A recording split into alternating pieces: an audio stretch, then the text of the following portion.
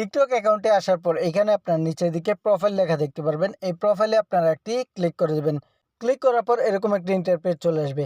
এইখানে যদি আপনার নিচের দিকে টিকটক স্টুডিও না আসে, এখানে উপরের দিকে আপনারা দেখতে পারবেন 3 ডট অপশন রয়েছে, এইখানে ক্লিক করে দেবেন।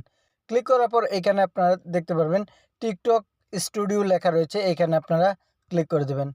ক্লিক করার পর এরকম একটি ইন্টারফেস চলে আসবে। এখানে আপনারা নিচের দিকে একটু স্ক্রল করবেন।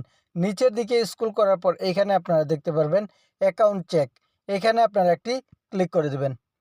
ক্লিক করার পর এখানে দেখতে পারবেন আপনার যে পোস্টগুলো রয়েছে এবং লগইন সমস্যা থাকলে বা কমেন্টগুলো সমস্যা থাকলে বা পোস্টের সমস্যা থাকলে কিন্তু সবগুলো এখানে একে একে চেক করে আপনাকে দেখাবে কোনটাতে আপনার প্রবলেম রয়েছে। এভাবে চাইলে কিন্তু খুব সহজে আপনার যে অ্যাকাউন্টটি রয়েছে সেই অ্যাকাউন্টটি চেক করে নিতে পারবেন।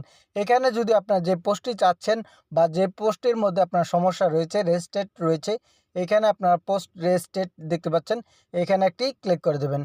ক্লিক করার পর এখানে দেখুন 3টি পোস্ট রয়েছে। এই পোস্টগুলো আপনি চাইলে এভাবে ক্লিক করার মাধ্যমে কিন্তু ডিলিট করে দিতে পারেন। ক্লিক করার পর কিন্তু এখানে আপনারা দেখতে পারবেন যদি আগে এই পোস্টগুলো ডিলিট করে থাকেন তাহলে কিন্তু this post was delete by this creator এখানে লেখা চলে আসবে। আর না আসলে এখান থেকে আপনারা খুব সহজে কিন্তু ডিলিট করে দিতে পারবেন।